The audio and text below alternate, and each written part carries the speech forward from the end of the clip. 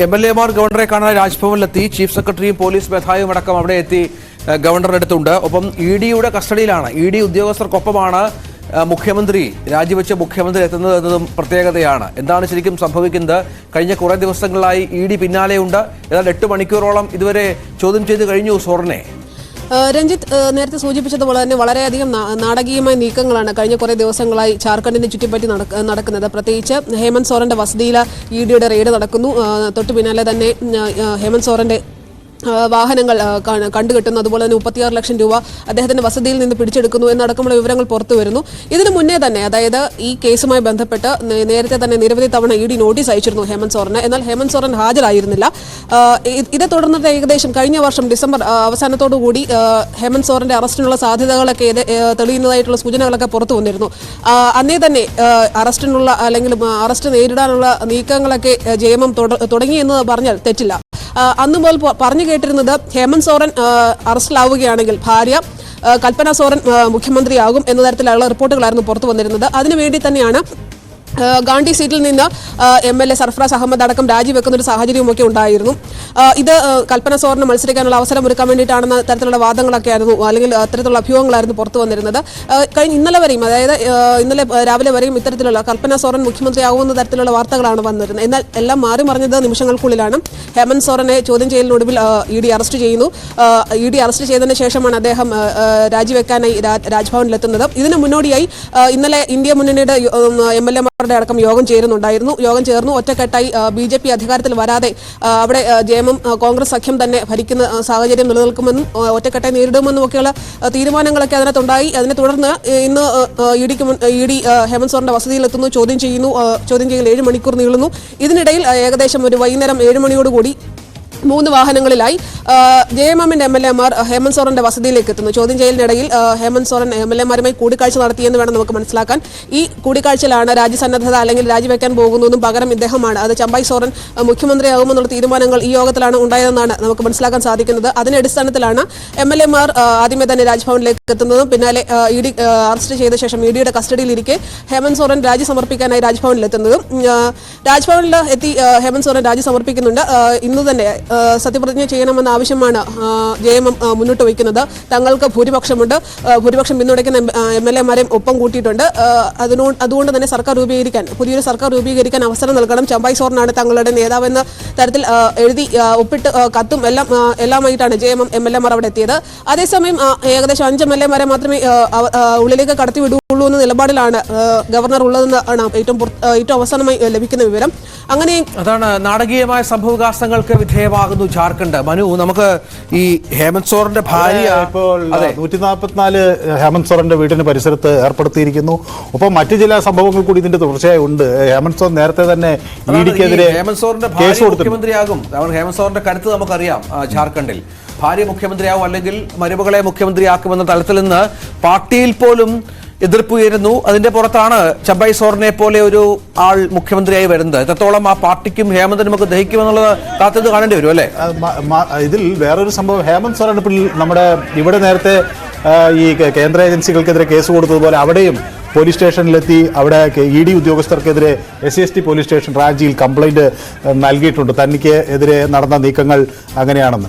ഏതായാലും ഹേമന്ത് സോറനെ സംബന്ധിച്ചിടത്തോളം ഇപ്പോൾ അദ്ദേഹം മാറി ചമ്പായ് സോറനെ ആക്കുന്നു. ചമ്പായ് സോറൻ നമുക്കറിയാം, അദ്ദേഹം ഒരു കാർഷിക സാഹചര്യങ്ങളിൽ നിന്ന് വരുന്ന ഒരു നേതാവാണ്. ഒപ്പം മാത്രമല്ല അദ്ദേഹത്തിന് ഈ ജാർഖണ്ഡ് മൂവ്മെന്റിൽ വലിയ പങ്കുണ്ടായിരുന്നു. അങ്ങനെ ജാർഖണ്ഡ് ടൈഗർ എന്നൊക്കെയുള്ള പേരിൽ അറിയപ്പെട്ട ചമ്പായ് സോറൻ ആദ്യം ഒരു സ്വതന്ത്ര MLA ആയി ബൈ ഇലക്ഷനിലൂടെയാണ് സരായി കേല സീറ്റിൽ ജയിക്കുന്നത്. പിന്നീടാണ് അദ്ദേഹം ഈ ജാർഖണ്ഡ് മുക്തി മോർച്ചയിലേക്ക് ചേരുന്നത്.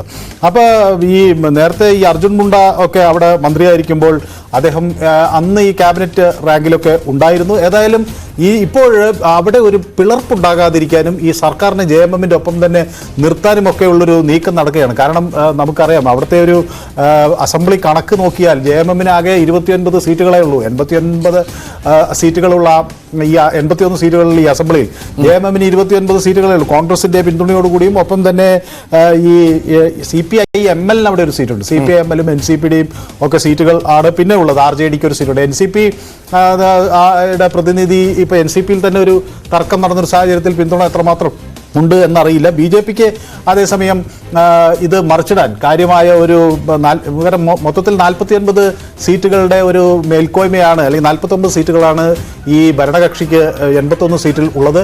അപ്പോൾ ബാക്കിയുള്ള സീറ്റുകൾ ആണ് പ്രതിപക്ഷത്തിന് BJPക്ക് ഉള്ളത്.